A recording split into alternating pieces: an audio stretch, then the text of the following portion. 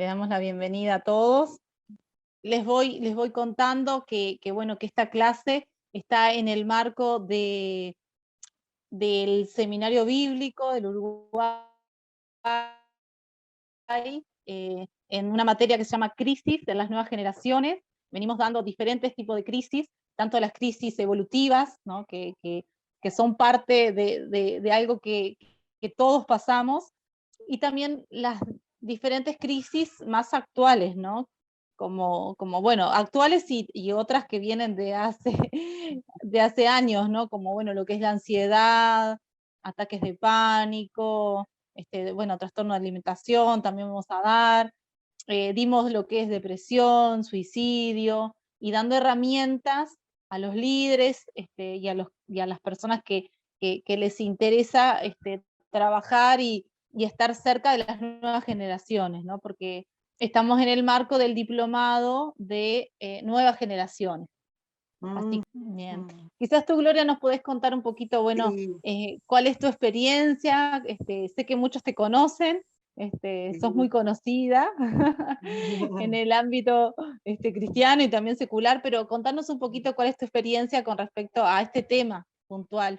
Bueno, mi experiencia comenzó el sentir por la ayuda con personas con adicciones cuando tenía 14 años, cuando fui a las Islas Canarias, donde mi padre nació, en gran parte de mi familia, y a mí me impactó ya con esa edad. Yo ya quería ser psicóloga, estaba en el liceo, pero me impactó ver la gran cantidad de personas con adicciones y de jóvenes en las plazas. Entonces a mí era una cosa como que dije, ay, sí, qué horrible, Dios mío, yo voy a ser psicóloga y quiero especializarme en la ayuda a personas con esta problemática. Ya Dios me estaba hablando de los 13, 14 años desde ese tema. Les cuento que este año, no, yo me recibí en el 92, cumplo 30 años de recibida. Uno dice, wow, pasan 3 décadas, pero doy gracias a Dios porque cuando me recibí y enseguidita quise empezar a trabajar en un centro de rehabilitación, en una comunidad terapéutica. En ese momento no había comunidades terapéuticas evangélicas.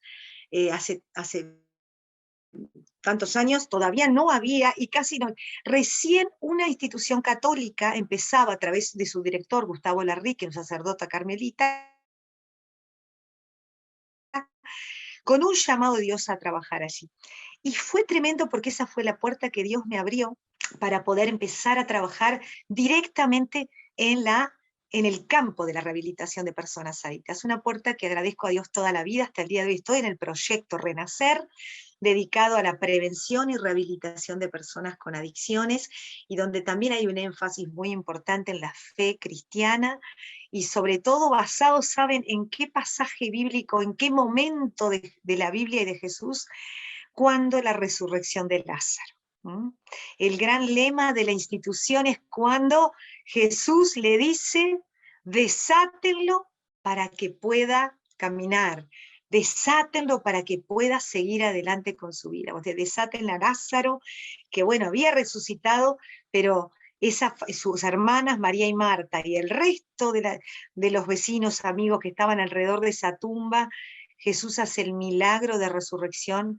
Sin embargo, Jesús le invita y le pide a su red que ayuden a desatarlo. Y esto es clave. Vamos a ir viendo a través de este pasaje cuántos elementos del cómo ayudar a una persona con adicción nos ilumina la palabra de Dios, como siempre ilumina la palabra de Dios. Es así, ¿no? Así que bueno, doy Totalmente. gracias al Señor por Proyecto Renacer, y doy gracias a Dios por la psicología, que es una carrera maravillosa, también haciendo los primeros pasos en el mundo cristiano, evangélico, como psicóloga, y doy gracias a Dios por toda la gran generación de psicólogos que hay evangélicos en nuestro país, para bendición, como Natalia. Así que bueno, un gusto poder compartir con ustedes. Buenísimo, Gloria. Sí, la verdad que necesitamos hoy en día mucho más estas herramientas, ¿no? Saber Ujú. cosas simples, quizás prácticas, que nos ayuden a, a dar una primer línea, ¿no? De atención o una contención, ¿no? Porque muchas veces nos quedamos en la imposibilidad, ¿no? En no saber Mm. qué hacer y cómo hacer, ¿no? Entonces creo que eso es súper importante, ¿no? Prepararnos. Prepararnos, primero entender, ¿no? Siempre pensando un poco en el bosquejo, ¿no? Vamos a darles, y yo le decía a Nati, darle lugar primero al testimonio, que eso es riquísimo, ver lo que Dios hace en la vida y el poder transformador del Señor, y luego dar paso a ver, a entender primero cuando hablamos de drogadicción o de adicciones, ¿qué estamos hablando? Eso en primer lugar, la definición, ¿no?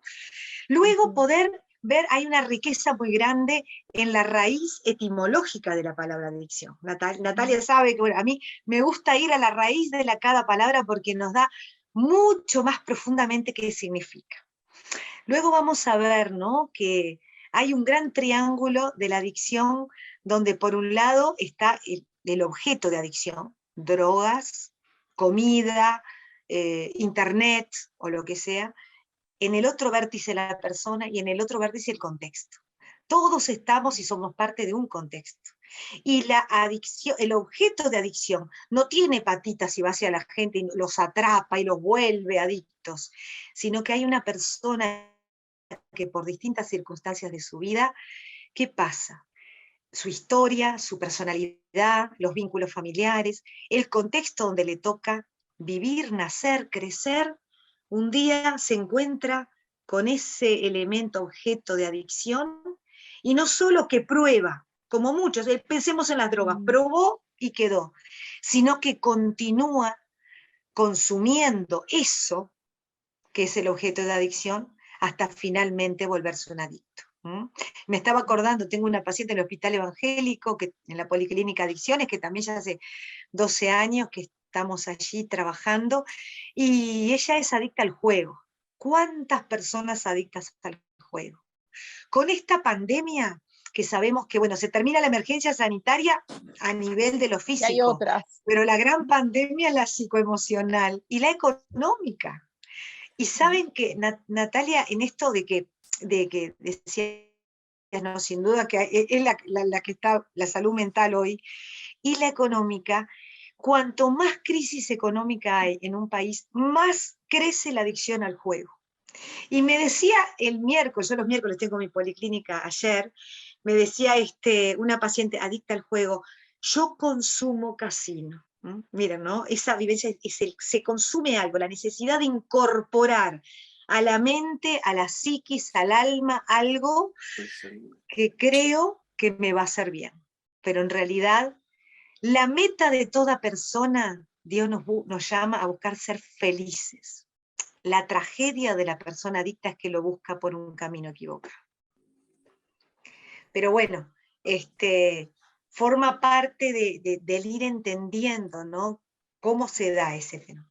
Luego los distintos tipos de consumidores, luego toda una investigación que se hizo hace unos años en Brasil, del padre Haroldo, es un sacerdote con un enorme trabajo en Brasil con las facendas de rehabilitación, y muchos de sus rehabilitados con todo el proceso con el padre Haroldo, luego estudiaron carreras, y muchos la carrera de psicología y psiquiatría.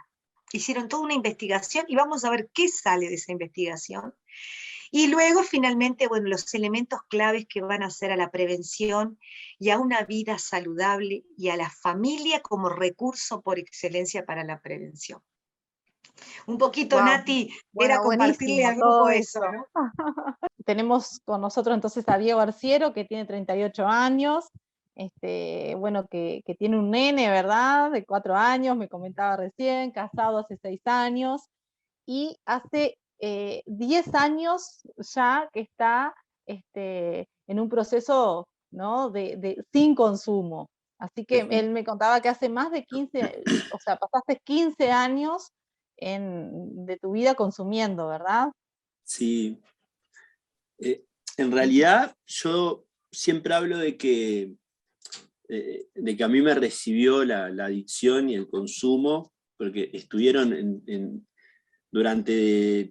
desde que nací. Yo nací en un hogar en donde ya estaba instalado el consumo y donde ya estaba instalada la adicción. Me dio la bienvenida a ella al mundo. Viví la adicción primero desde desde la infancia a través de otras personas, ¿no? De mi padre, de mis familiares cercanos, y después, bueno, fui probando con el consumo, que es diferente, ¿no? Yo ya tenía, toda mi infancia fui adicto, tenía todas las características, los síntomas, ¿no? del adicto, pero todavía no había empezado a consumir. Si bien igual empecé a consumir en la infancia, a tempranas edades, con el alcohol y con el cigarrillo, ya estaba experimentando a la edad de 10 años, ¿no? A los 11 o 12 sí se instaló el consumo de forma cotidiana, vamos a decir.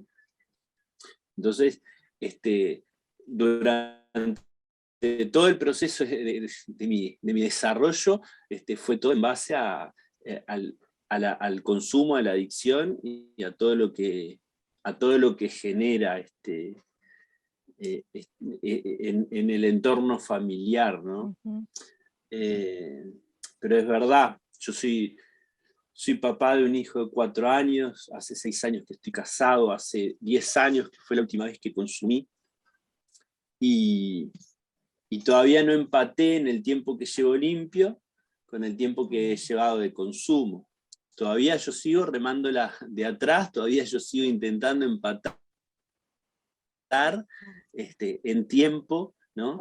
Que es importante ser consciente de que a veces sigo teniendo conductas de adicto, pensamientos, sigo muchas veces luchando con ese Diego que, bueno, que tiene muchas vivencias, muchas heridas, y que ha tenido muchas consecuencias el consumo también en mi vida, ¿no? Yo no sé si ya me voy de lleno a lo que es mi testimonio, sí. Natalia, sí, ya me estamos ya así, me metí, expectantes de que nos puedas contar tu historia de vida con respecto a este tema, así que te damos totalmente la palabra. Bueno, buenísimo.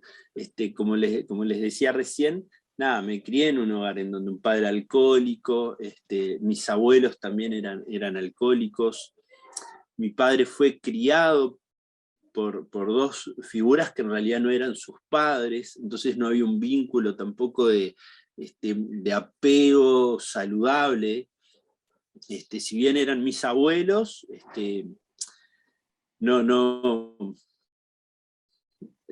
no era la forma correcta de que ellos sean mis abuelos. Mi padre, al no tener padres, tampoco tuvo una figura paterna muy adecuada. Y bueno, después yo soy el menor de 4 hermanos, en donde mis hermanos también empezaron a tener sus experiencias de consumo y a hacer sus vidas. Yo tengo 2 hermanos, uno me lleva 10 años y mi hermana me lleva 13, entonces ellos eran adolescentes y yo era niño, y ellos se iban, y yo me quedaba en mi casa muchas veces solo. Entonces, en esa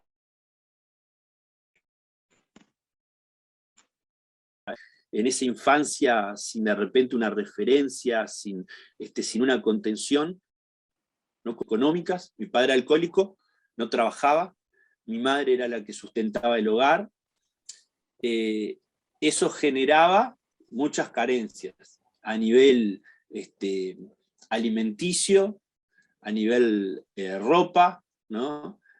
Yo antes de venir para acá vengo a hacer un grupo y en el grupo mencionábamos, no sé, ponerle un 6 de enero, Día de Reyes, salir para afuera, para mí era a mirar la felicidad desde la vitrina, otros niños con sus regalos, con sus juguetes, con el papá enseñándole a andar en bicicleta al hijo que le regaló la bici, y yo nada, ni el regalo ni el papá.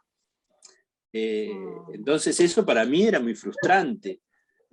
Muchas veces atravesando situaciones que generaban vergüenza en mí, ¿no? De estar jugando a la pelota. Antes se hacía mucho, ahora no se hace tanto, de jugar a la pelota en la calle, en la vereda, en la calle, y llegaban los papás del trabajo, de mis amigos, y de repente mis vecinos, ¿no? Del entorno, y de repente uno llegaba y no sé, le había traído un caramelo, un alfajor, o simplemente pasaba, le daba un abrazo, pateaba una pelota con nosotros y después se iba a su casa, recién llegado del trabajo. Mi padre era el último en llegar de todos, cuando llegaba, ¿no? Llegaba de noche, de orilla a orilla, y obviamente que no había abrazo, no había caramelo y no había patear una pelota un ratito con nosotros. Entonces eso a mí me generaba también vergüenza, ¿no? Rechazo, resentimiento, y yo me fui criando un poco con todo eso. Iba a la escuela, en la escuela encontraba de alguna forma un espacio más en el cual yo salía de esa casa tan disfuncional y salía de ese hogar tan caótico, y que para mí era soledad, para mí el hogar no implicaba mucha cosa. Entonces yo a los 9 o 10 años en realidad empiezo a experimentar, a fumar cigarrillos, a probar alcohol, porque era lo que veía, era lo que yo veía en mi casa, era lo que se hacía, ¿no? Ya a los 11 años o 12 que empiezo a ir al liceo, descubro la marihuana, ¿no? A los 13 la cocaína. A los 16 años yo estoy con episodios de ataques de pánico, de depresión, con temor de llegar a escuchar voces, a pensar que me llamaban. No consumía tanta cocaína ni nada en ese momento, el consumo de marihuana y el estilo de vida que yo llevaba. Dormía muy poco, pasaba mucho tiempo en la calle, me alimentaba mal, mucho estrés en mi estilo de vida, y bueno, termino siendo atendido por psiquiatras con pensamientos de suicidio, y ahí logro como que poner un freno. Logro a los 16 años, con un poco de ayuda de psiquiatras, de algunas medicaciones, una psicóloga que logró como contenerme en ese momento también de la adolescencia, logro poner un freno. 16 años y medio. Yo les digo, yo voy a hablar y le voy a dar de corrido. Si alguien me quiere preguntar algo o hacer alguna, pueden hacerlo, ¿no? A mí hoy en día no me cuesta hablar. Así que la idea, Diego, es que vayan haciendo las preguntas por el chat. Por el chat, está bien. Claro, como somos varios conectados. Dale, pero dale. está Entonces Gloria, yo sigo nomás. Sí, Gloria, que también puede puntualizar en algo que le interese, o después te hacemos las preguntas para... Yo por esto, que yo me pongo a hablar o sea, no freno, ¿viste? Así que si alguien me quiere parar o algo, todo bien. Bueno, entonces yo a los 16 años hice esa pausa, pero no logro hacer un cambio. Yo paré de drogarme porque tuve miedo a quedar loco, me vi mal, pensé en matarme con 16 años. Entonces logro ahí dejar la marihuana, bueno, esto me hace mal, lo dejo, pero nunca cambio mi estilo de vida, yo nunca cambio los entornos, no dejo el alcohol, por ejemplo, porque yo entendía que la marihuana era la que me estaba haciendo mal, no el alcohol, porque la marihuana era la droga, el alcohol no, no lo consideraba una droga. No dejo la noche, no dejo de salir. Entonces a los 18 años estoy en una esquina con un grupo de amigos, tomando un alcohol, normal para un pibe de 18 años, ¿no? Yo trabajaba, no estaba consumiendo. En esa noche, en particular, se dan unas situaciones, yo tengo unos conflictos, unas peleas, en las cuales pasa un amigo justo, me ve, me dice: Diego, vení para casa, no te quedes.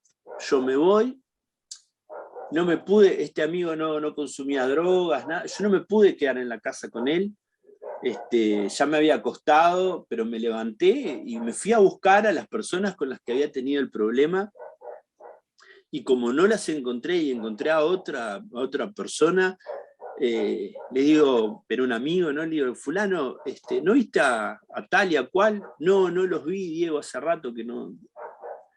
Vamos a drogarnos. O sea, toda esa impotencia y bronca y todo lo que yo sentí en ese momento por la pelea, que en realidad lo tenía trancado, pero en esos momentos, en esa pelea, era la posibilidad de yo sacar todo eso que tenía ahí, que lo tenía desde la infancia, desde antes, ¿no? No lo pude sacar peleándome, intenté volver a calmarlo por medio de la sustancia, y ahí sí me metí de lleno en la cocaína. Y de los 18 años a los 24 años no paré. Estuve un año consumiendo cocaína y después unos 5 años consumiendo pasta base. Mi consumo era completamente compulsivo. En la adicción no importa la cantidad, la enfermedad es la misma, ¿no? Pero a mí a veces me llamaba la atención algunas expresiones que usaban otros adictos conmigo. Adictos que habían vendido todos los muebles de la casa, a veces me miraban y me decían, vos estás mal, Diego, estás enfermo. Yo decía, pero ¿y si vendiste todos los muebles de tu casa? ¿Cómo vos me vas a decir a mí que yo estoy mal? Claro, ellos vendieron los muebles de la casa porque no tenían otro recurso. Estamos hablando de hace casi 20 años atrás, yo capaz que ganaba $500 por semana, capaz que un poco más. Yo me lo fumaba todo en 2 noches. O sea, y ellos veían que eso era, yo de repente de lunes a sábado no consumía, porque yo iba a trabajar, yo cumplía con un estilo de vida. Ahora, el sábado salía del trabajo y hasta el lunes que volvía a ingresar, no paraba de consumir. Ese es como un mito, ¿no? Un gran mito con respecto a la adicción, ¿no, Gloria? También creo que es eso de, bueno, es un consumo social, quizás, ¿no? Puede estar dado como, o encubierto como algo así. No, a veces se llama como la ilusión de control, ¿no, Diego? En esto de, creo que yo la puedo, la manejo, voy a poder dejar cuando quiero, pero en realidad... En ese momento ni estaba pensando en manejarla, ni estaba pensando en dejarla. O sea, me gustaba drogarme y esperaba a que llegara el sábado para hacerlo con la mayor cantidad de dinero posible y hacerlo sin parar. O sea, no tomarme un respiro. No estaba pensando en parar, no tenía un problema porque tenía los recursos como para hacerlo. El tema está cuando yo empiezo a perder los recursos. Y ahí es cuando yo empiezo así a pensar y a darme cuenta que se me había ido el control. Claro. Yo trabajé 3 años en un frigorífico, ganando bastante bien para la edad que tenía, para lo que valía el dinero, para cómo estaba la economía en ese momento. Entonces, yo pierdo el trabajo, empiezo a perder amigos, ya no era lo mismo a mí, en Las Bocas me fiaban, me daban, tomá, llevá. Yo dejaba las tarjetas de crédito, o sea, porque tenía, yo qué sé, me fumaba todo 10.000, 12.000 pesos en una noche, y yo al otro día iba al shopping con la tarjeta, me compraba ropa y no importa, la pago. Pero nunca había pensado en decir, esto está mal, esto no está bien. Ahora, cuando yo pierdo la posibilidad de hacer eso, es cuando yo me empiezo a dar cuenta que estaba mal.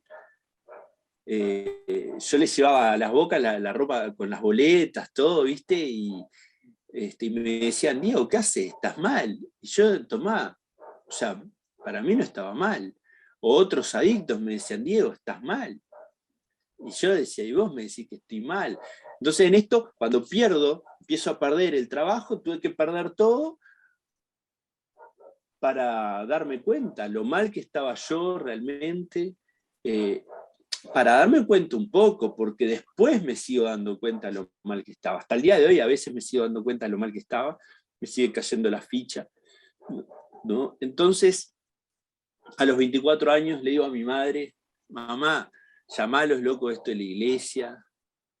Mi madre se congregaba en una comunidad de fe acá de la zona de Manga, y los locos esto de la iglesia van a mi casa, se sientan a hablar conmigo, obviamente me hablan del Evangelio, de Jesucristo, y yo hago una oración con ellos oran por mí, pero yo quería que se fueran porque yo ya me quería fumar un cigarrillo. Pero ahí empezó el proceso. Yo estuve unos 2 años intentando de forma ambulatoria, yendo a la iglesia y haciendo diversas cosas, dejar el consumo, y no lo estaba logrando, no lo lograba. Logré periodos buenos, logré periodos más aceptables, logré algunos cambios, pero no pasaba más de 3 meses sin consumir. O sea, 3 meses fueron las veces que logré más. El último tiempo yo estaba trabajando en la construcción, pero yo ya no tenía día u horario para... Yo me iba a trabajar, salía del trabajo, me iba a drogar y me iba al trabajo desde la boca, como quien dice. Sin dormir, sin comer, en la construcción no me daba el físico, la pasaba mal. Entonces, ahí es cuando yo decido internarme. Dije, no voy a perder el trabajo, esta vez lo voy a dejar yo, pero por una decisión para bien. Y ahí, bueno, yo voy a los hogares Veraca, y estoy 7 años viviendo allí. Y dentro de esos 7 años, fue en el 2008, que yo ingresé, 2007, 2008, pasan unos años, yo estaba allí, bien, ya estaba bien, sirviendo, ayudando a otras personas, muy bien, y en el año 2011 muere mi hermano en la cárcel, y yo ahí tengo una recaída, vuelvo a consumir. Yo cuento mi tiempo de estar limpio desde ahí, aunque yo ya llevaba un par de años sin consumir, y yo me di cuenta que estaba bien, pero habían cosas que yo seguía teniendo pendientes. Nunca le di un abrazo a mi hermano, nunca le dije que yo lo necesité. En mi infancia él era mi hermano mayor, yo era el más chico, él tenía 3 años más que yo. Yo, después de estar recuperado, a otras personas en recuperación nunca les negué nada. Y yo a mi hermano no le cedía un par de medias. O sea, entonces, y me quedaron muchos pendientes ahí. Y eso me generó culpa, me generó también una cuota de frustración, de replantearme cosas también, porque la muerte también es parte de la vida, y uno a veces no se prepara para eso, ¿no? Y yo me di cuenta que en realidad era una de las cosas que mi hermano estaba preso por consumo y tenía conductas bastante más agresivas y destructivas que las que tenía yo. Y las mías eran bastante jodidas ya, ¿no? Entonces, una de las posibilidades más cercanas que tenía mi hermano era la de la muerte. Porque el camino del adicto es hospitales, cárcel o muerte. O la recuperación. Y mi hermano no estaba eligiendo por la recuperación. Ya había pasado por los hospitales, estaba dentro de una cárcel, llegó la muerte. Entonces, ahí en el 2011, como que empezó un proceso en el cual yo permití que algunas cosas fueran un poco más internas, ¿no? Porque muchas veces uno va corrigiendo las conductas, ¿tá? Pero no corrige lo que genera esas conductas. No, a veces queremos que las personas, bueno, nos cortemos el pelo, nos afeitemos, estemos mejor vestidos, hablemos mejor, ¿no? Entonces yo iba a la iglesia, decía amén, aleluya, aplaudía, me ponía una camisa el domingo para ir a la reunión, y de forma externa mis conductas eran, pero interno, mis emociones y mis pensamientos aún estaban atados, ¿no? Aún estaban sin ser transformados. Bueno, pasan unos años más, yo decido irme de Veraca en el año 2015, vuelvo a mi barrio, vuelvo a la casa de mi madre por un periodo de tiempo, yo sintiendo, o sea, ya hacía 4 años que no consumía, pero en los últimos 7 años yo había consumido una vez, una noche, y porque reconocía el dolor, yo esa vez era consciente porque había consumido, y esa vez paré consciente de consumir, dije, mira, esto yo ya sé que no va conmigo, y tal, el otro día lo hablé, lo pude hablar, no fue algo tampoco que...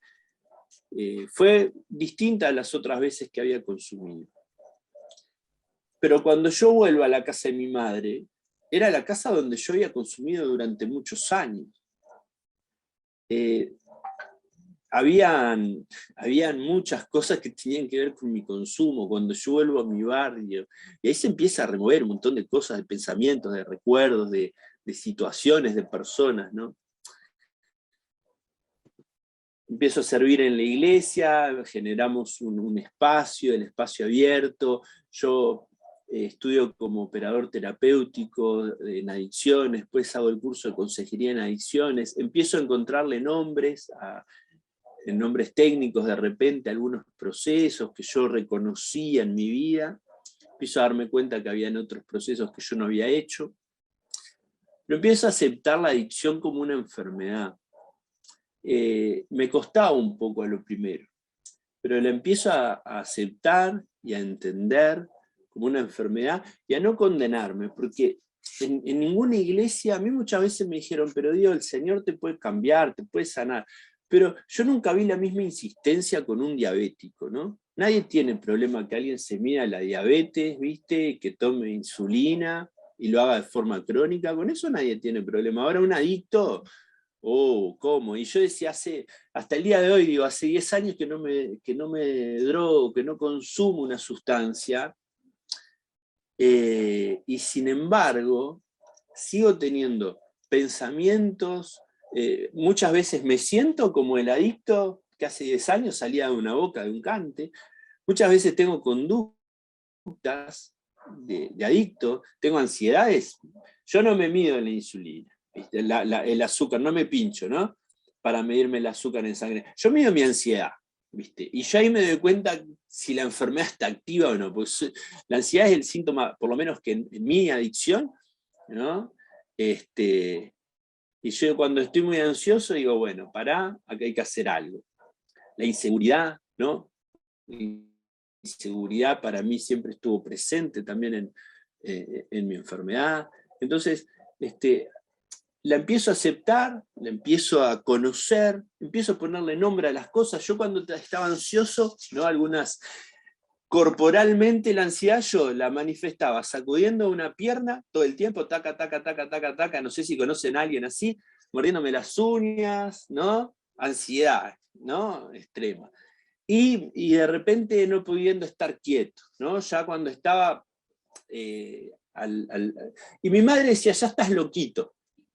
Yo decía, sí, ya estoy loquito, sí. Después entendí que no estaba loquito, estaba ansioso. Se llama ansiedad. No estoy loquito. Pero a veces los nombres que le ponemos a algunas cosas, ¿viste? Estás loquito, sí. No ayuda. Y o sea, mi madre no tenía idea, pobre, ¿no? Yo tampoco. Lo tuve que ir aprendiendo, ¿no? Esto se llama ansiedad, ¿Por qué pasa? Tiene razones, hay causas que la generan, ¿no? Y se puede trabajar también en ellas para mejorar. Entonces, cuando tiene nombre, es más fácil, es más fácil. Hoy en día yo sigo vinculado. a la adicción desde el otro lado del mostrador, ¿no? Ahora vengo de trabajar en grupos con liberados del sistema penitenciario, ¿no? Mañana tengo una actividad en la cárcel de Canelones, trabajar en adicciones en una cárcel es bastante complejo. Obviamente estoy ansioso por esta actividad de mañana.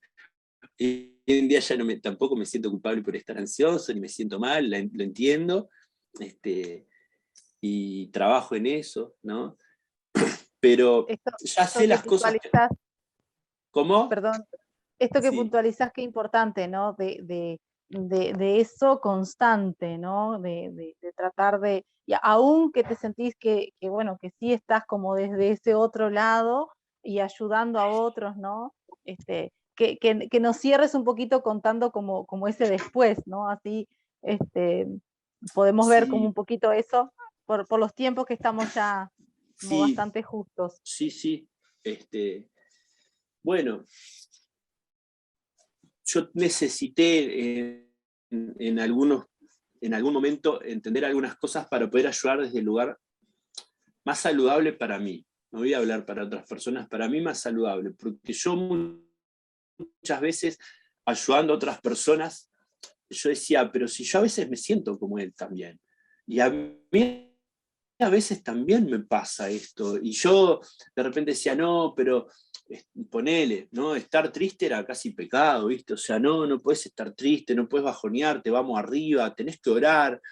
No, podés estar triste, es más, tenés que estar triste. El tema es lo que hagas con la tristeza.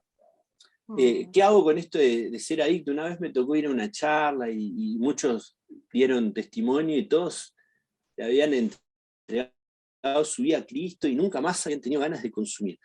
Yo si pienso en el consumo, a mí me encanta el consumo, a mí me encanta el efecto de la pasta base y de la cocaína, me encanta. No lo pienso porque me va a gustar.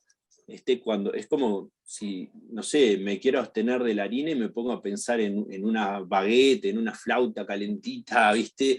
Me voy a ir a comprar una. Entonces no lo pienso porque me va a generar un deseo, un estímulo, y prefiero no tenerlo a tener que tenerlo y aguantármelo. Pero a mí el consumo en realidad me encantaba, me gustaban las consecuencias, ¿no? Entonces yo dije, ¿por qué yo me sigo sintiendo así? Y hay otras personas que dicen, otros hermanos en la fe, que dicen, yo desde que llegó Jesús nunca más.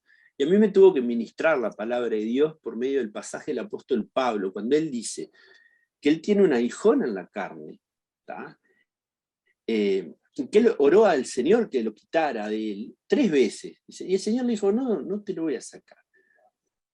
Bástate mi gracia se perfecciona en tu debilidad. Mientras vos seas débil, yo voy a ser fuerte en vos. Y este aguijón en la carne, dice el apóstol Pablo, que era un mensajero de Satanás. No era un mensajero de Satanás, era algo que podíamos decir era algo diabólico. Yo tuve que entender, porque que esto que permanecía en mí, no era el problema.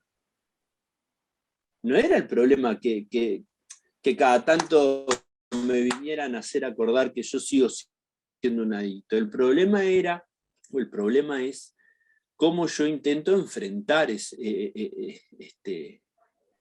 esa situación. Si yo quiero seguir ganando con mi propia fuerza, con mi propia voluntad, si yo quiero trabajar desde el ego, ¿no? O si yo permito que sea el Señor el que me dé las herramientas y que yo permito que sea a través de las herramientas desde la medicina, la psicología, la neurociencia, pero que vengan de parte de Dios.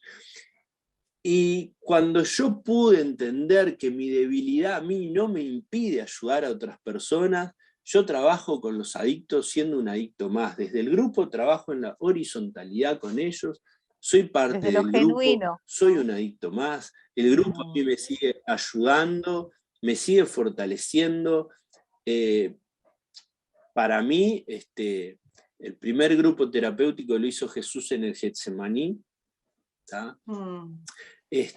Cuando él buscó un grupo de personas para decir estoy triste, Jesús nunca pecó, pero sin embargo estuvo triste y angustiado. Entonces, las emociones no son pecado. Cómo gestionemos nosotros y lo que decidimos hacer con las emociones sí es pecado. Entonces hoy me siento libre para poder ayudar, para poder estar acá en una charla sin tener que forzarme a decir que ya la palabra adicto es esclavo, ¿no? Y es a veces una palabra difícil de aceptar, pero entiendo que esta esclavitud día a día está el Señor trabajando en mí, yo cada día estoy un poquito más libre, cada día estoy un poquito más sano, cada día estoy un poquito más restaurado, no tengo apuro, me queda tiempo para seguir en esto. Y algo importante de la etimología de la palabra de lo no dicho, yo ahora digo que yo hablo mucho, cierro con esto, ¿no? Yo toda la vida hablé mucho, pero no decía nada. Qué diferencia. Hablaba de todo lo que en realidad no era importante, ¿no? Ahora hablo mucho, pero intento decir las cosas que entiendo que son importantes decir. A veces los adictos podemos encontrar adictos muy callados y otros muy elocuentes, pero siempre el tema está en lo que no se dice. Nunca está en lo que sí se dice.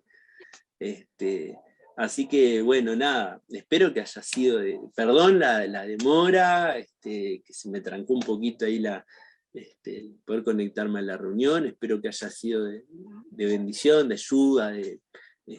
Excelente, muchísimas gracias, Diego. La verdad me quedo por acá para escuchar. Sí, porque después van a surgir algunas preguntas también, así que bueno, yo creo que ya te dio el pie, Gloria, así justito para compartir tu parte también. Claro que sí, agradecerte, Diego, de verdad que qué inspirador, iba escuchando tu testimonio y sacaba apuntes de frases que tan sentidas, ¿no? Que hacen a tu historia de vida, que bueno, todos somos parte, bueno, de una historia de vida con la cual cuando llegan, siempre digo, bueno, hay una mochila con la que uno llega, bueno, empezar a descargarla y empezar a compartir sobre eso, ¿sí? Cuando traías lo del tema de tu historia en cuanto al padre, ¿no? En tantos años de experiencia, lo que hemos visto, y yo les compartía también en Brasil con el trabajo con las facendas, muchos de los que hicieron la rehabilitación, psicólogos y psiquiatras, hicieron una investigación, ¿no? Sobre qué cosas son las que son medulares en la vida de una persona con adicción. Y ellos, entre varios aspectos, dijeron, hay 3. Una tiene que ver con la vivencia con su propio cuerpo, ¿no? Y mayoritariamente decían, bueno, cuán importante es reconciliarse, restaurar con un cuerpo que sintieron que lo dañaron, que no lo consideraron, y uno piensa, bueno, el cuerpo, templo del Espíritu Santo, bueno, el poder restaurar y reconciliarse con su propio cuerpo. En segundo lugar, en lo que Diego traía, es el restaurar la relación con la figura paterna. La imago internalizada paterna. Hemos visto y a lo largo de las historias de vida siempre hay un reclamo de paternidad. Esa figura del padre, que el padre puede estar presente, puede estar vivo, pero no hay conexión, no hay cercanía afectiva. Cuando Diego decías, ¿no? El 6 de enero no había ni regalo ni papá. Y cuántas veces veías a otros que lo que hace un padre presente, emocional y cercano, que ayuda a construir saludablemente el psiquismo, ¿no? Tiene que ver con, bueno, con ese padre que decía, pues llegaba de noche y abrazaba, que le traía un regalito, un caramelo, o que, bueno, vamos aunque sea a patear un rato la pelota juntos. Ese punto de la relación con el padre, Diego, la hemos visto siempre, en general la vemos, y sale a través de este estudio, ¿no? Y el tercer elemento tiene que ver con la espiritualidad. El vacío de Dios en la vida de toda persona, sabemos lo que genera angustia, desamparo, a veces ese dolor que es punzante. Recuerdo varios pacientes decían, es un dolor que hasta me cuesta poner en palabras de lo que siento en el alma, como un agujero. Y sabemos que, como lo decía San Agustín, hay un agujero en el alma que solo lo tiene forma de Dios, y solo en un vínculo saludable con Jesús, con Dios, es que vamos a poder también cultivar esa área, esa dimensión del ser humano tan importante. Hace unos días, hace cada tanto tengo uno de los chicos que hoy ya es un hombre de 46 años, pero bueno, hace 15 años hizo el proceso de rehabilitación en Renacer. Hoy ya es padre, papá de 3 hijos, con una relación preciosa con su esposa. Él levantó, bueno, una empresa, él es, bueno, muy inteligente, siempre fue en eso, bueno, y una vida que dice, hoy yo miro el consumo, Diego decía, desde la otra orilla, ¿sí? Pero tengo que reconocer que hay cosas que son muy importantes, ni que hablar el haber despertado al encuentro con Dios, al encuentro con Jesús. Eso llena mi alma y le da sentido a mi vida. Hoy tengo una empresa, pero más allá de una empresa que permite que viva yo y mi familia y pueda ser proveedor de mi familia, es poder llevar trabajo a otras personas y también valores y los valores de Dios, que los quiero poner en mi equipo, que son mi empresa. Haber encontrado una pareja muy buena, muy linda, en el sentido, con todas sus dificultades a lo largo de los años, pero que se conectan, que se comunican, ¿sí? Y que pude sanar la relación con mi papá. Él es hijo de un padre que es contador. Y recuerdo la primera entrevista con este papá, con los 2 padres, con los 4 hijos, y este padre define a este hijo. Tuve 3 hijos, todos bárbaros, pero uno me salió fallado. Miren qué fuerte. Cómo hubo que trabajar, siempre es importante poder trabajar con la persona, pero también con su familia. Poder trabajar en ese padre, cuánta expectativa estaba poniendo en este hijo, por qué este hijo me sale fallado. Y bueno, fue tan sanador poder trabajar la reconstrucción de ese vínculo, para que ese hijo, que no fue profesional como los otros 3, como era ese papá, pero sí, hoy es un empresario, es un hombre feliz con la familia que ha construido y sin duda con un propósito en su vida, ¿sí? Pero poder mirar esto que tan rico y tan importante de la historia de Diego, cómo conecta con estas realidades de lo que hace una persona que vive con adicciones. Etimológicamente, la palabra adicción viene de una raíz etimológica del latín, que es lo que decía Diego, adictu, el prefijo has lo no dicho. ¿Qué es lo que no puedo poner en palabras, lo que no puedo decir? Uno puede hablar el día entero, pero no decir nada de lo que realmente está mi alma callando porque duele demasiado. Y muchas veces son a lo largo de ese hilo de la historia de vida, esas situaciones que dolieron mucho o que dieron mucha vergüenza, y que de alguna manera me cuesta decir. Antes de empezar ahora con ustedes, estuve con un paciente que estamos trabajando, y él dice, ¿cómo me cuesta decir? Y decir esas palabras que a mí me lastimaron tanto, y que tuvieron que ver con un abuso sexual. A veces y muchas veces en esas historias de vidas hay un abuso sexual que se guarda, se embreta en un secreto, que qué liberador es cuando lo puedo empezar a poner en palabras y decir. También etimológicamente la palabra adicto viene del celta, que significa estafa o engaño.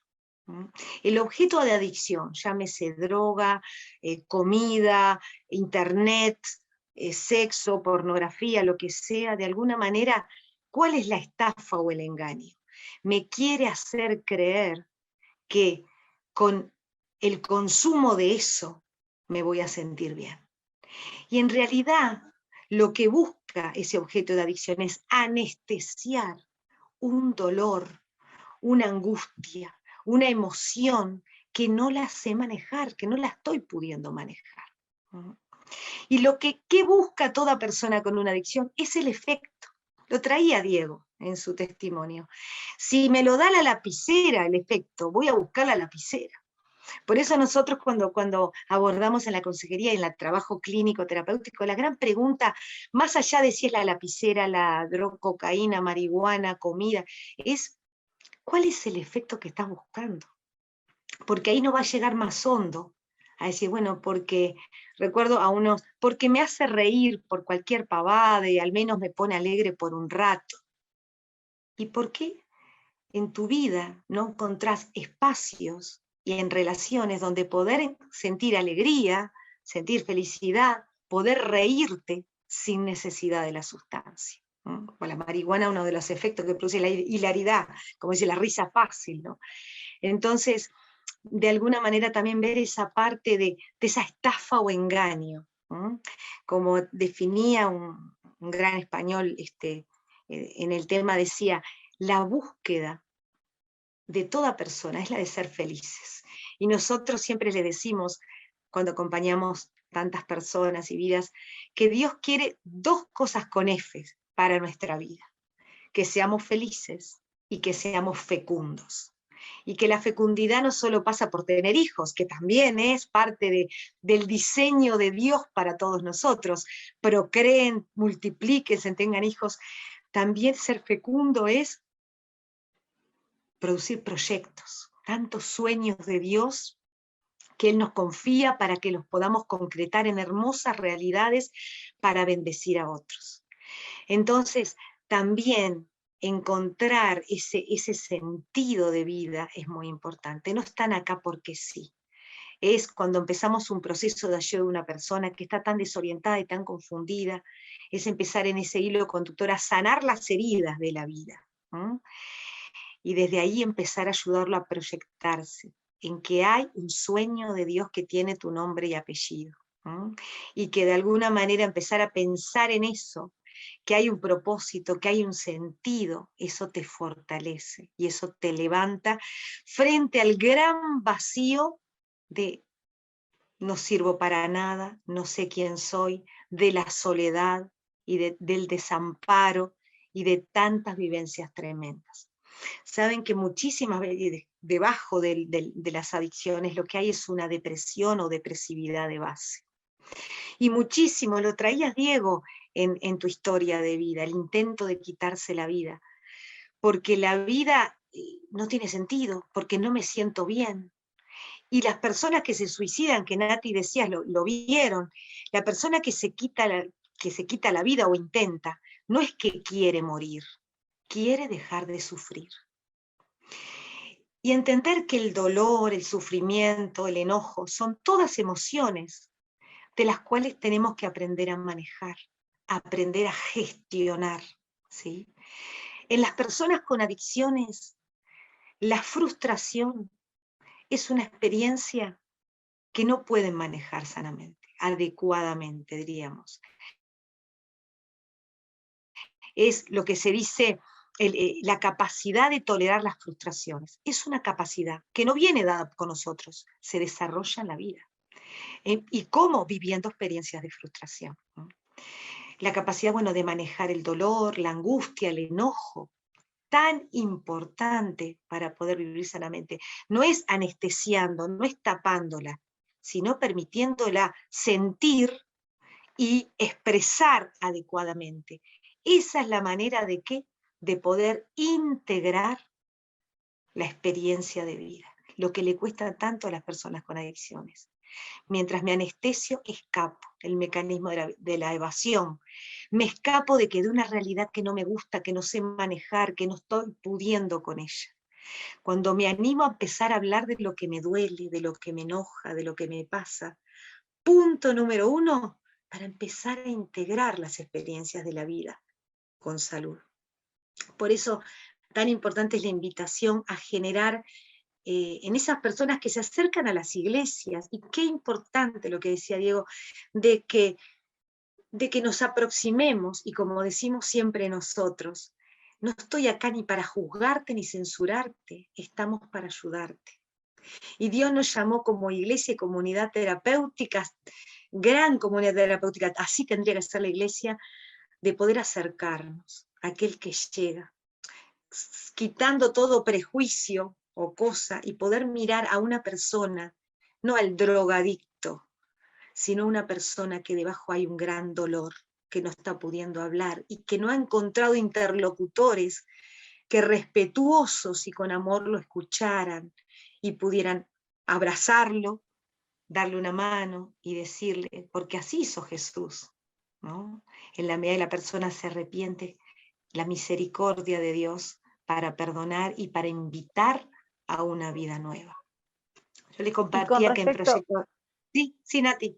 eh, eh, para puntualizar esto, ¿no? Y capaz que es una gran interrogante que sobre todo los que están cursando la clase y los demás que también que se anotaron hoy, es esto de, bueno, ¿qué hacer, no? O sea, ¿cómo ayudar frente a alguien que estaba pasando una crisis de este tipo, ¿no? Porque muchas veces nos sentimos como impotentes, no sé qué hacer, ¿no? Tengo un familiar, un amigo, y me sobrepasó o me siento impotente, o sea, ¿qué consejos darías o qué tips nos darías Sí, como para qué se puede hacer? sí.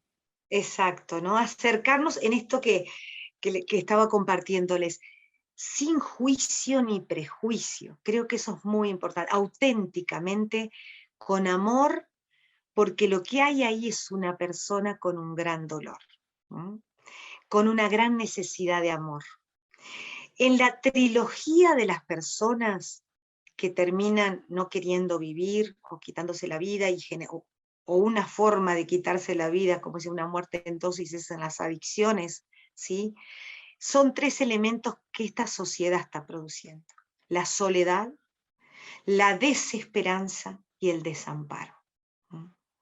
Entonces, cuando buscamos acercarnos, pensemos en esto. Esta persona se siente desamparada, se siente muy sola y no tiene esperanza.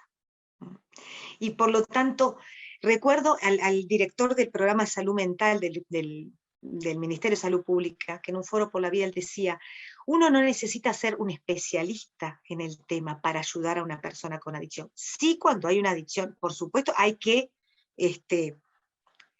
haga un proceso, por supuesto, con especialistas, con profesionales, con una comunidad que apoye. Pero él dijo, todos podemos hacer algo porque todos tenemos lo más importante, nuestra valiosa persona. Para ese puntapié inicial, ¿no? Donde solo, confundido, desorientado, ¿en dónde me agarro? Bueno, cuando le decía a Diego, bueno, mamá, había una madre allí, llamá a los locos de la iglesia. Bueno, ahí ya estaba tocando fondo, Diego, ¿no? Cuando decía, bueno, hay un momento que es cuando se pide ayuda, cuando se toca fondo, ¿no? Cuando ya la persona empieza a sentir eso, porque empieza a sentir el dolor de las cosas que empieza a perder, lo decía Diego, ¿no? Las cosas valiosas de la vida se me empiezan a ir, la esposa, los hijos, la familia, el trabajo, lo que sea. Entonces, acercarnos. No estás solo, y estoy acá para escucharte sin juicios, y para ayudarte a encaminarte a una búsqueda de ayuda efectiva, que es ir, bueno, a profesionales, porque esto es una enfermedad. Saben que la adicción es el trastorno más complejo que existe en la salud mental a nivel mundial. ¿Por qué el más complejo? Porque toca, incide y daña todas las dimensiones del ser humano. Lo físico, lo psicológico, lo emocional, lo relacional. La persona termina cada vez aislándose más, y lo espiritual. Por eso, poder acercarnos sin juicios, poder ofrecerle nuestra compañía, poder decirle en palabras, no estás ya solo o sola, te quiero ayudar, permitime que te ayude. Y hay algo muy importante que hace un poco a la forma de ser de las personas con adicciones, que tienen características. Una de ellas es la tendencia a la manipulación, a la mentira, ¿no? Y a la búsqueda de alianzas, ¿no? De alianzas con otros, bueno, tapame, no me digas, manipular, mentir, ¿no? Que de alguna manera tenemos que estar atentos a que eso va a pasar, y bueno, no, o victimizarse, y bueno, no, mañana, estar, cuidado con, ¿qué? Con esto, damos todo amor, pero hay una parte, Nati, en esta pregunta es que en la balanza dos platillos, la misma dosis de ternura, la misma dosis de firmeza.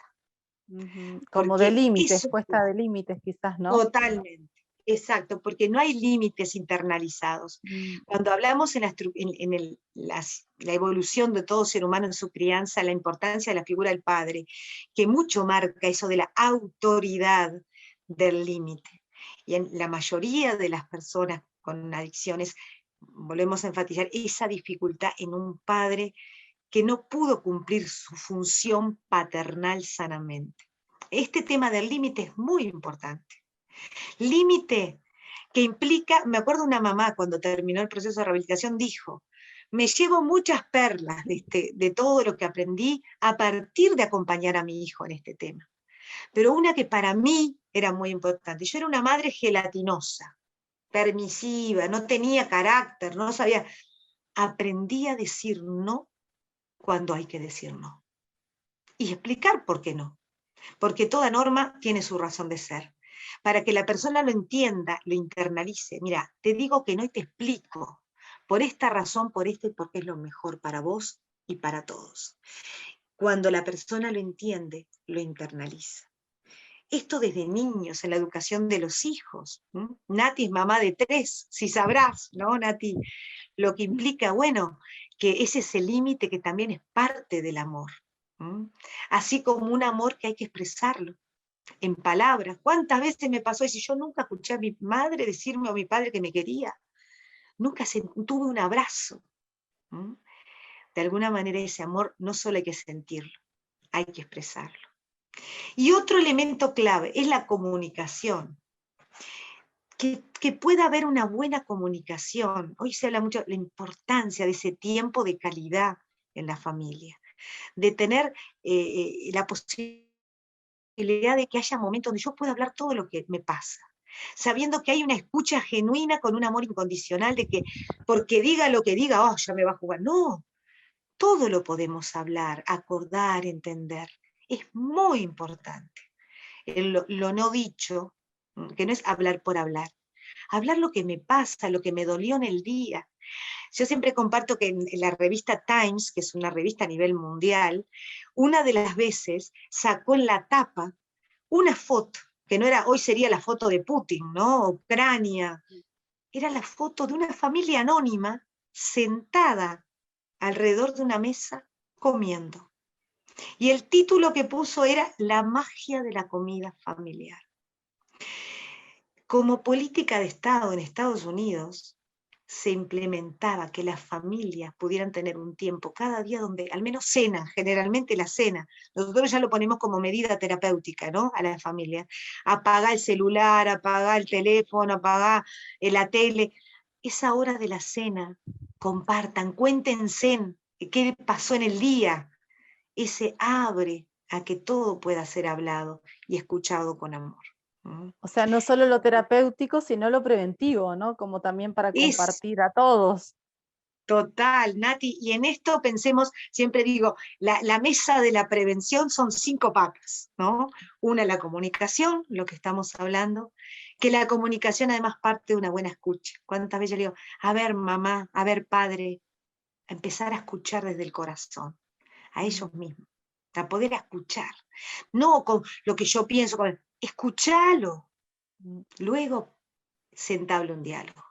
Toda buena comunicación parte de una buena escucha. Por algo dice, tenemos 2 oídos y una boca, ¿no? El Señor sabía para que podamos escuchar doblemente a lo que después vamos a decir.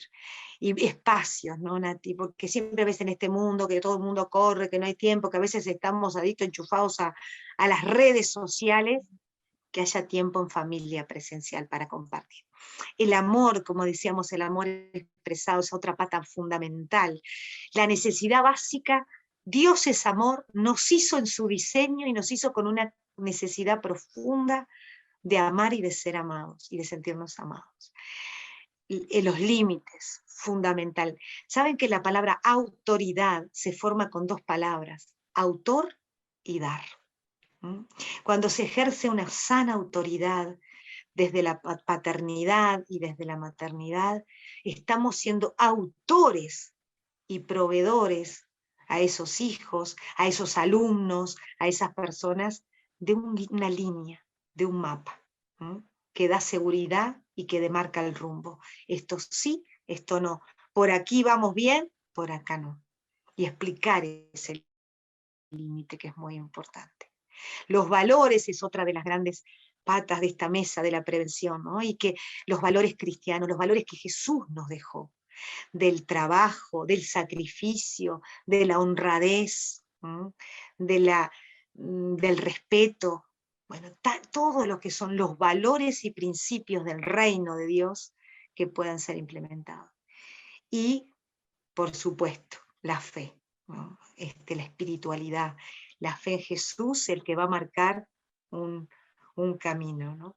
Y quería también algo que, entre tantas cosas tan ricas que compartía Diego en su testimonio, también algo que me lo han dicho muchísimos de los pacientes. Uno de ellos, este muchacho que hoy es un empresario, ¿no? Con su familia, él me decía que lo más difícil no es dejar el consumo. Él decía, las drogas, la cocaína, el alcohol. Lo más difícil es dejar todo el estilo de vida que acompaña el consumo. Entonces es muy importante en esto, ¿no? Hay veces, bueno, la noche, determinadas personas, bueno, hay que cortar, porque hay que construir un nuevo estilo de vida saludable, nuevo, diferente. Me acuerdo uno de los chicos decía, vivía de noche, dormía de día, hasta que ya avanzaba la rehabilitación. Era verano, ¿cuánto hacía que no veía? Iba de mañana a la playa a caminar. Era con años que el consumo me tenía en la noche, y con determinada gente que creía mis amigos. Entonces, poder ayudarlos a construir un estilo de vida saludable, nuevo, diferente, también es muy importante.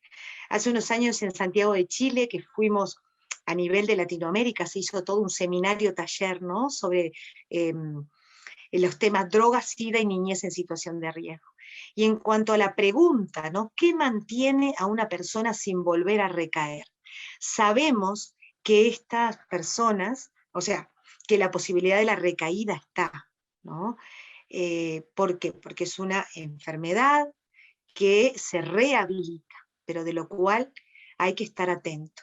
Entonces, lo que sí en consenso, habían distintas comunidades terapéuticas de toda Latinoamérica con diferentes metodologías, ¿no? de cómo tratar la rehabilitación, pero en esto fue el consenso unánime. Incorporar un estilo de vida saludable, nuevo y saludable, mantiene a la persona sin la posibilidad de recaer. Lo cual, bueno, es muy importante también eso. Sabemos que el cristianismo es un estilo de vida, ¿no? Que está impregnado de los principios y los valores del reino de Dios. Y entonces ayudar a construir eso. Y que la soledad es peligrosa. Y la iglesia como grupo de contención, como grupo de apoyo, como grupo amoroso, ¿no? Donde si acá sos amado, acá perteneces. ¿Cuánta gente sumamente sola, desamparada y desesperanzada? La trilogía del suicidio. La comunidad puede ofrecer esperanza sin duda, porque en Cristo está la esperanza. En esta vida y en la venidera, ¿no? Estamos cercanos a Pascua y sabemos que la muerte y resurrección de Jesús, para mí que es la Pascua, es la palabra victoria. Es la victoria frente a la muerte, pero la victoria que en cada una de las situaciones de vida, con Jesús vamos a tener la victoria. Y unido a todo esto, poder iluminarnos, como les decía, para nosotros nos ilumina mucho una familia muy amada por Jesús, que fue María, Marta y Lázaro. Y cuando Lázaro muere, en primer lugar vemos a las hermanas reclamándole a Jesús, porque ¿qué recuerdan? Que Jesús no fue enseguida, prendió en la ambulancia, salió corriendo, a los 3 días, porque lo llamaron y estaba enfermo, no llegó Jesús a tiempo, entre comillas, Jesús sabe cuándo tenía que llegar, pero el reclamo humano de las hermanas, como las familias cuando nos llegan, ¿por qué? ¿Qué nos pasó? ¿Por qué no viniste antes? Siempre se reclama a Dios, a la vida, ¿por qué nos pasó esto? ¿Por qué tuve que nacer en esta familia? Todos esos reclamos, como María y Marta, reclamándole a Jesús. Y vemos que ahí Jesús que le dice, ¿no? No te he dicho que si crees verás la gloria de Dios. ¿Cuál es la invitación? A tener fe. Si hay algo que nosotros cuando trabajamos con las familias, con adicción, siempre decimos la familia adicta, no es solo la persona es un emergente de un núcleo familiar disfuncional. Es justamente es darles esperanza y fe. Ya no están solos con este problema, estamos para acompañarlos. Y Jesús les decía, fe, que esta situación se va a resolver. Y en otro momento, de ese momento tan doloroso, se acercan a la tumba. Y Jesús invita a las hermanas y a las redes, dice que habían personas alrededor. Él no va solo, y él era Dios. Podría haber dicho, piedra, movete, Lázaro, sal fuera, eso sí lo dijo, pero después dijo, desátenlo, porque necesita seguir adelante con su vida. La invitación a que solo no se sale. Está Dios, y sin duda la oración, y invitarlo a orar, conocer la palabra de Dios, que es conocer a Jesús, conocerlo cada día como tu mejor amigo. Sin embargo, se necesita de la red. Y esto también es un mensaje muy fuerte para nosotros, que nos interpela, de poder ser esa red de contención que esté cerca para ayudar al proceso, que no es una cosa así, milagro inmediata, es un proceso de ir desatando esas ligaduras en un Lázaro muerto, pero que resucita. Y acá también hay un gran mensaje cuando la familia dice, ¿por qué nos pasó esto, no? ¿Por qué este dolor y este sufrimiento? El sentido del dolor, que es cuando uno lo pone en Dios, en Cristo, sin lugar a dudas. ¿Saben cuál es el gran mensaje que Jesús les deja también a María y Marta? ¿Por qué lo dejaste morir? Porque iba a ser algo mucho más grande, porque lo iba a resucitar. Entonces, ¿cuántas veces las familias, cuando cerramos los procesos, saben, dicen, no es que voy a decir, qué bárbaro, mi hijo se drogó, mi hija y todo, pero lo que hemos crecido como familia, lo que hemos sanado, los darnos cuenta de tantas cosas que no estábamos haciendo bien a partir de ese dolor. Entonces, en esto ver que en toda situación de dolor hay un propósito mucho más grande de lo que podemos ver nosotros. Lo importante es poder aprender y ver de todo eso, ¿no? Cuántas veces, y me acuerdo de un joven que él había ido a un retiro ya, un gran consumidor de cocaína y de alcohol, que van de la mano las dos sustancias. El alcohol, por definición, también es una droga. Y en Uruguay, triste y lastimosamente, nuestros jóvenes uruguayos en toda América Latina son los que tienen menor conciencia de riesgo del alcohol. Si habrá que trabajar con la concientización de este tema. En estas famosas previas, vieron que los chicos van, que las previas antes de los bailes, bueno, un horror. Entonces poder entender que, bueno, y en el caso de este chico del alcohol y cocaína fuertemente, cuando él llega fue impresionante. Él era de los que se va a inyectar cocaína.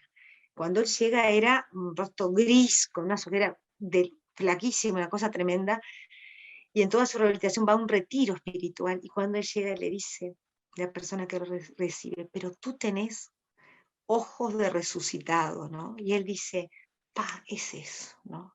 Es ese proceso que también cuando uno le agrega, porque hay rehabilitaciones en el mundo entero con distintos modelos terapéuticos, pero el ingrediente que va a hacer la diferencia va a ser el encuentro con Jesús, el que va a mantener a la persona en un verdadero sentido de vida, ¿no? En una verdadera esperanza, y tenga familia, una familia que pueda ser restaurada. Y si no hay nadie, hay una iglesia que es esa familia en Cristo, que Dios buscó cuando pensó su iglesia, para poder ser esa contención de amor, de límites, de valores, ¿sí? Que haga que la persona deje de sentirse sola, porque la soledad es muy peligrosa para sentir también en su iglesia su hogar también, ¿no? Y ayudar Así que, desde la bueno, red quizás también, ¿no, Gloria? O sea, no desde uno solo queriendo ayudar, no sé, a toda una familia, o sea, sino también desde la red, ¿no? Como desde la conectar, red, ¿no? claro. Si no sería quijotesco, como decimos, Claro. Nati. Es muy importante agradecerte esa puntualización.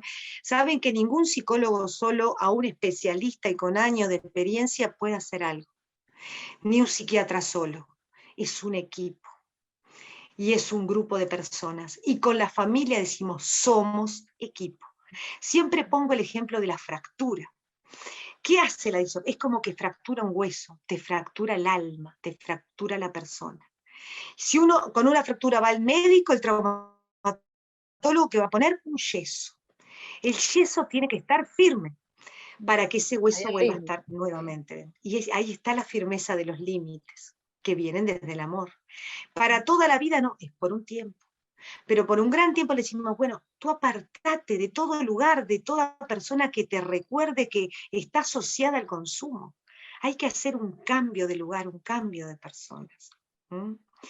Y de esa manera, bueno, sí, no vas a estar internado toda la vida, el tiempo que sea necesario, hasta que el yeso cumpla su función y luego se quita, pero porque ya está fuerte para vivir esa vida saludable que Dios te llamó a que vivas.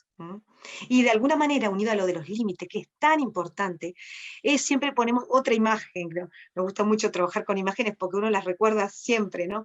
Que es como la persona siente que se está hundiendo en un pantano, cuando va tocando fondo. Y ahí pide ayuda. Imagínense cualquiera de nosotros, por instinto de supervivencia, trato de salir a flote, ¿sí? Y agarrarme de algo. ¿Qué pasa si yo me agarro de juncos que los llevo para donde quiero? ¿Qué seguridad me da que yo de esto puedo salir? En cambio, si me agarro de postes firmes, esa es la seguridad que puedo. Esos postes firmes son lo que la persona con la adicción está tomándose de su familia, de sus referentes, de nosotros como equipo. Tenemos que darles esa firmeza. Y muchas veces cuando te provocan, te prueban, manipulan, ¿saben lo que en el fondo están haciendo? Chequeando la firmeza que tú tenés, la firmeza de tu límite, para probarte. Muchísimas veces cuando ya van avanzados en el proceso, dicen, yo en el fondo los estaba probando, estaba viendo. Y qué bien, aunque me iba furioso, me acuerdo este chico, ¿no? Que con gran problemática de cocaína y alcohol, ¿no? Decía, y me iba de las terapias, pero pateando las piedras, una bronca contigo, pero lo que te agradezco, que la firmeza, lo que había que decir que no era no, y dicha con amor. Entonces, eso es clave. Pensemos siempre en esa balanza, la misma dosis de ternura, la misma dosis de firmeza a la hora de acercarnos y ayudar a una persona. Y aprender a vivir en la verdad, confrontarlo con esto. Esto no es verdad. Y esto de esconderte debajo de una mentira no te ayuda. Yo acá no estoy para juzgarte, no tenés que tener vergüenza, no tenés que mentir por vergüenza o por culpa. Larga lo que sentís que estoy para ayudarte. Y eso empieza a ser liberador, porque empieza a encontrar personas con las cuales abrirse, drenar, sacar lo que siente. El director de la UNESCO, el secretario general de la UNESCO, dijo una vez, hablando del tema del consumo de drogas, él decía que primero que nada no es un problema de los jóvenes, en todas las edades, en una problemática que crece tristemente, que creció mucho con la pandemia, aún más. Él decía que mucho más que darle a las personas y a los jóvenes, él decía en este caso jóvenes, si bien aclaraba, es una problemática de todas las edades, no es darle solo medios de vida, sino sobre todo razones para vivir. Ese para qué vivo, esos principios, ese por qué y para qué vivo, esos proyectos que me ponen en un eje tan importante para poder pararme en esta vida con sentido, con propósito, ¿no? Con esperanza y sabiendo que cuánto puedo seguir dando.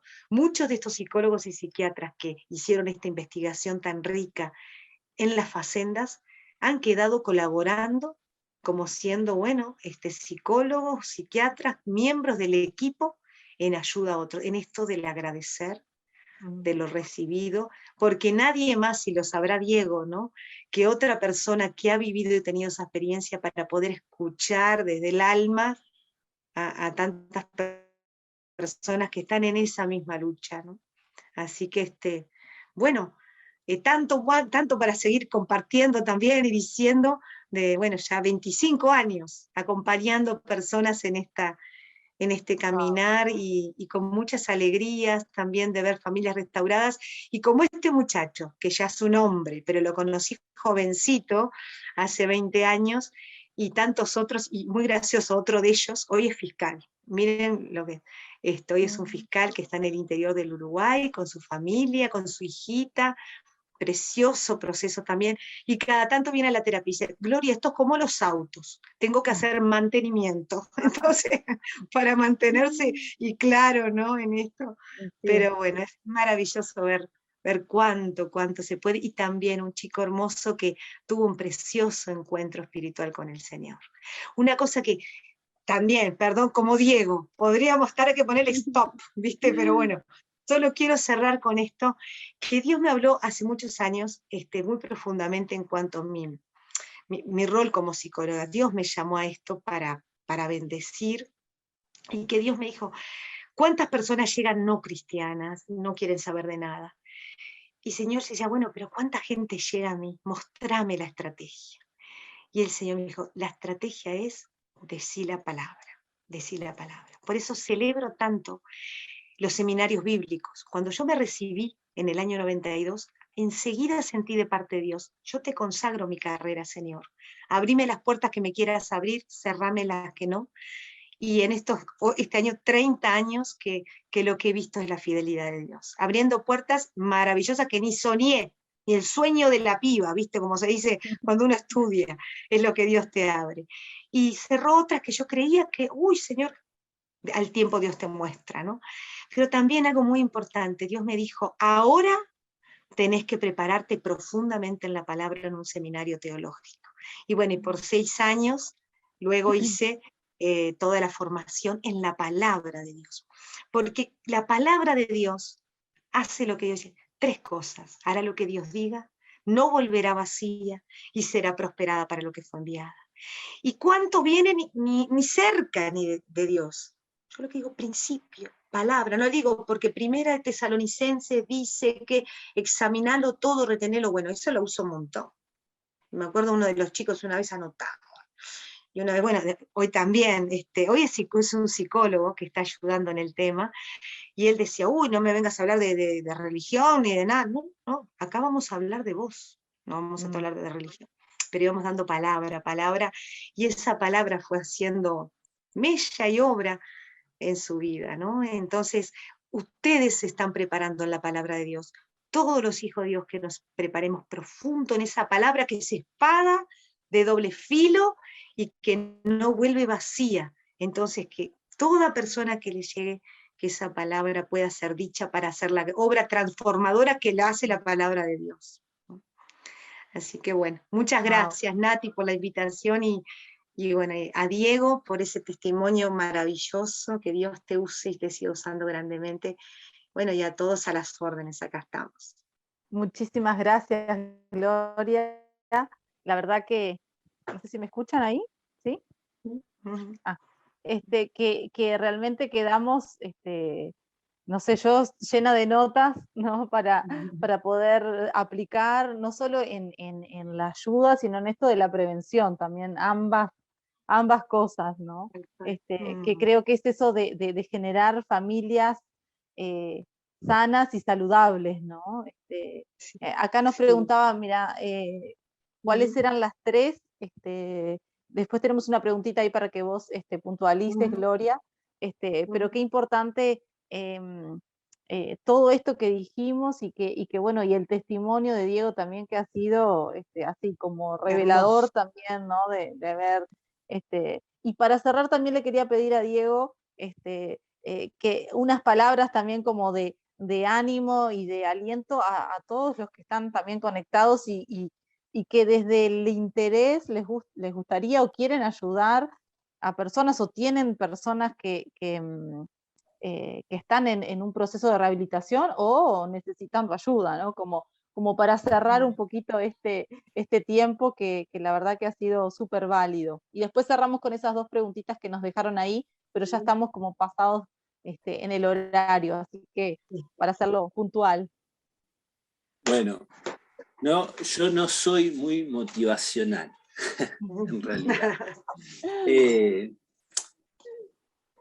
Algunas cositas que a mí en el mundo evangélico, en la iglesia, nosotros tenemos que tener en cuenta que el adicto tiene la autoestima por el piso exterior. Entonces, si generamos un ámbito en el cual lo recibimos, le decimos, Dios tiene cosas grandes para tu vida, ¿no? Dios tiene un plan, Dios tiene un propósito, lo estimulamos y nos enfocamos en sus conductas, obviamente que Él va a sentirse bien, va a sentirse motivado, va a decir, bueno, sí, yo quiero este cambio, quiero... y va a empezar a generar los cambios, pero siempre va a ser, o sea, si es de esta manera, va a ser en función, como decía Gloria en un momento, de una sustancia o de un algo que va a producir un efecto. La aprobación. Muchas veces es un placebo la religión, ¿tá? Muchas veces las iglesias de repente ofrecemos un sustituto y no estamos para ofrecer eso, ¿tá? Los cambios tienen que ser graduales, los cambios tienen que ser entendibles, los límites también. Entonces yo voy a contar muy, muy cortito, ¿no? A veces de repente a mí me ha pasado en algún grupo que alguien saca un celular, porque ahora todo el mundo tiene celular, más con grupos de repente jóvenes o adolescentes, y yo muchas veces he dicho, no, guardar el celular o corregir la conducta. Y a veces nos apuramos en corregir la conducta y podemos profundizar en el porqué de esa conducta, aprovechándolo en el grupo mismo. No sé si yo estoy siendo claro, sea en una reunión de jóvenes, sea en un grupo de adictos, sea en una conversación, aprovechar la oportunidad para saber por qué en este momento sacás el celular. A veces es un... y después es un prejuicio nuestro. Gloria decía, no atendamos a las personas con prejuicios o para juzgar. Es un prejuicio nuestro. Yo digo, no me puedes prestar atención si estás con el celular, y de repente me dicen, sí, yo estoy escuchando lo que estás diciendo. Y bueno, hay una atención que va a ser gradual. En algún momento va a dejar de agarrar el celular porque va a lograr conectar profundamente. Otra cosa, a veces escapamos, a mí me pasó en un grupo una vez, empezaron a discutir dos chicos y pensé que se iban a trompear ahí, ¿viste? Y me preocupé y quise cortar, pero en un momento, quise cortar de raíz, no hay de lleno, bueno, no. Y en un momento yo pude ver más allá de la conducta. La conducta agresiva viene en función a un pensamiento y una emoción. Y lo decía bien Gloria, la emoción detrás de todo esto es el dolor. Entonces cuando de repente como adictos o como seres humanos nos unimos desde el dolor, ya no hay quién es más fuerte o quién es más grande o quién... Entonces a veces lo que quiero transmitir es un poquito de esto. No, a entender que detrás de la conducta, detrás de lo que exterioriza la persona, hay un porqué, y eso está dentro. Y si nosotros no permitimos que se exteriorice, yo he visto personas 10 años vivir en comunidades terapéuticas, ir a la iglesia, orar, levantar las manos, leer la Biblia, tener conocimiento bíblico, salen de lo que le ofrece un tercero y no tienen herramientas.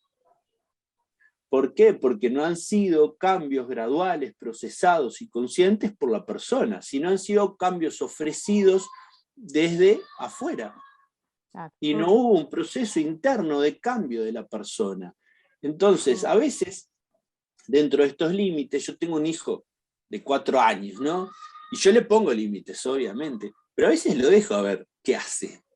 Porque eso es lo que me da a mí la oportunidad de volver a sentarme a hablar con él, de volver a dialogar acerca de los límites, de volver a remarcar, pero no desde la censura, no desde el autoritarismo, si la autoridad, no el autoritarismo, y desde la cercanía. Gloria decía, hay que acercarse, yo diría, hay que estar cerca, porque si hay que acercarse es porque te alejaste. La iglesia muchas veces está lejos. Por eso después hay que acercarse, porque no estamos cercanos. Si no nos alejáramos nunca, no habría que acercarse, sería más fácil, ¿no? Entonces, nada, se puede, sin duda, nosotros empezamos a trabajar en Canelones hace un año, me dijeron, te tiraron para la peor cárcel. Yo trabajo para el Ministerio del Interior como operador terapéutico, trabajo con grupos en la cárcel de Canelones. Es imposible ahí. Mañana vamos a tener una actividad con 40. En un momento nos decían, no se pueden cruzar los grupos, mirá que estos tienen lío con aquellos y no sé qué y no sé cuánto. Vamos a reunir a 40 en una unidad penitenciaria. Vamos a llevar 2 personas que están liberadas, que están llevando procesos de rehabilitación afuera en situaciones complejas, en situación de refugio, sin trabajo, pero están procesando sus cambios. Porque se puede. Hay que estar, hay que trabajar, hay que acompañar, hay que ayudar, hay que escuchar y sin duda, como decía Gloria, creer que se puede. Yo desde mi lugar, yo no pude. Yo en realidad pude cuando reconocí que no podía, y permití que alguien más me ayude. Solos hacemos nada. Ahora, juntos hacemos lo que solos no podemos. Yo, cuando dije, no puedo más, Señor, ya está, no voy a intentar más con mis fuerzas, con mi voluntad, con mi orgullo, no puedo más. Cuando reconocí que no podía, fue cuando realmente pude. Porque pude a través de otros, pude a través de la ayuda que pude recibir la ayuda que ya estaba a mi alrededor también, pero que no la estaba sabiendo recibir. Entonces, sin duda que se puede, sin duda que la iglesia es fundamental en todo esto. Hoy en día es la institución que está dando más respuesta en esta problemática.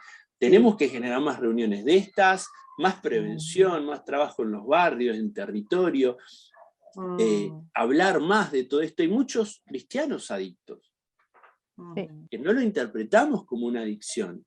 A las compras, adictos a los cargos, a los puestos, adictos a las actividades. Al poder. Al poder, sí, hay muchos adictos en el mundo evangélico. Y les digo esto, un adicto que entra a la iglesia puede llegar a ser un peligro para sí mismo si no hay un buen entendimiento de la enfermedad. A mí vienen adictos a nuestra congregación y empiezan a decirme en algún momento, siempre, Diego, mirá que yo puedo venir y ayudar en esto y hacer esto y hacer lo otro. El adicto le encanta hacer, por su impulsividad, por su mal manejo de prioridades, porque de repente encuentra que acá le acarician un poco el alma, ¿viste? Y se siente bien y quiere venir a hacer. Por un montón de cosas quiere hacer. Si yo permito eso, genero que esa persona, el vínculo se vuelve en base a la actividad. Y el adicto no es adicto por falta de coeficiente intelectual, de capacidades, por falta de... Los casos que decía Gloria han sido personas que han logrado cosas. Obviamente, yo he logrado cosas, porque el adicto es adicto, no es tonto, por ejemplo. Tiene su intelecto condicionado de repente, sus emociones, pero no es que no tenga conocimiento. Entonces, si nosotros permitimos que haga y se desarrolle en base a lo que hace, nunca va a generar una identidad, una personalidad, una relación. Yo hay veces que para relacionarme con Dios tengo que dejar de hacer. Para relacionarme con mi hijo hay veces que tengo que dejar de hacer. Pero ¿sabés cuánto tiempo estuve sentado? ¿Saben cuánto tiempo estuve sentado en la máquina haciendo? Y cuando paraba un ratito, no sabía qué hacer. O sea, no sabía qué hacer, no era yo, no me conocía. No sabía ni siquiera cómo de repente orar. Porque estaba siempre envuelto atrás de la actividad, del activismo, ¿no? Y muchas veces hay iglesias que permiten eso, que promueven eso. Y claro, así es fácil. Ahora, cuando esa persona, vos le sacás toda esa plataforma, vuelve a la droga. ¿Tá? Entonces, es muy importante poder generar aprendizajes, este tipo de experiencias, en las cuales no es malo permitir que el adicto haga, pero que sea gradual, que sea sensato, que sea ordenado, que sea con límites. O sea, está bien que se sienta bien, que su autoestima mejore, que sienta un lugar de pertenencia, que pueda colaborar, está bien, pero no puedo tenerlo todo el día. Empiezan a decirte, porque yo estoy sirviendo a Dios acá. Y no, confundimos a veces algunos términos o algunos conceptos, y algunas veces lo hacemos de forma intencional, otras veces por ignorancia. Entonces es muy importante que la iglesia también aprenda a medir sus propias intenciones. Hoy en día una iglesia que atiende adictos se llena. Hay muchas iglesias que abren lugares para llenar y atienden adictos y llenan. Sí, está lleno de adictos. Pero la intención real de la iglesia no tiene que ser nunca llenar un local o un lugar. Entonces, aplaudo, perdonen que yo me apasiono con esto, y aplaudo la iniciativa, me encantó todo lo que compartió Gloria, me encanta que haya tanta gente. Está Fátima, que la conozco un poco, estaba Ángela Puglia también por ahí, y después, bueno, capaz que alguien más, pero un gusto haber participado. Nada, muchas gracias. Bueno, la verdad que nos vamos así, súper confrontados también, ¿no? Súper confrontados y llenos de palabra y este pensamiento crítico, ¿no? Cuestionarnos constantemente nuestra acción y también ir más allá de la acción, ¿no? También esto, ¿no? Ir al ser, ¿no? Ir a la identidad, ¿no? Así que muchísimas gracias a estos dos invitados de lujo que tenemos, y gracias a cada uno que también invirtió este tiempo en poder prepararse y capacitarse. Bueno, creo que tendríamos varias de estas instancias, pero la tenemos grabada también, así que después podemos acceder al link o a donde lo subamos. No sé si Fátima capaz que nos puede decir, pero bueno, agradecidos estamos con este tiempo, y bueno, y cualquier cosa le podemos después dar la grabación para que puedan volver a escuchar y volver a acentuar estos conceptos que dimos. Así que bueno, también dejamos abierta la invitación a aquellos que quizás no se inscribieron a esta etapa del seminario, pero que quieran seguir, ¿no? Preparándose, capacitándose, tanto en el estudio de la Biblia como en el estudio de